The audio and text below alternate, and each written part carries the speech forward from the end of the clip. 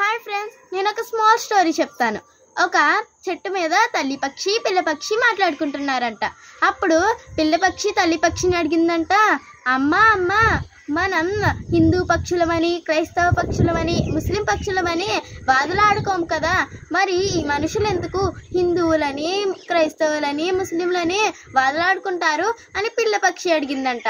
అప్పుడు తల్లి పక్షి అన్నదంట, దేవుడు మనకంటే గొప్ప జ్ఞానాన్ని వాళ్ళకు ప్రసాదించారు, వాళ్ళు ఆ జ్ఞానాన్ని అన్నాటిలో ఉపయోగిస్తున్నారు కానీ దేవుడి విషయంలో మాత్రం ఉపయోగించట్లేదు, అందుకే వాళ్ళు కింద ఉండిపోయారు, మనం పైన ఎగురుతున్నాం అనేసి తల్లి పక్షి అన్నదంట.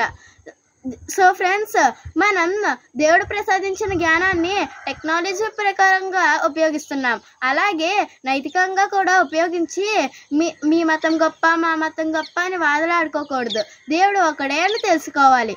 నేను తెలుసుకున్నాను, మీరు కూడా తెలుసుకుంటారు కదా. Thank you.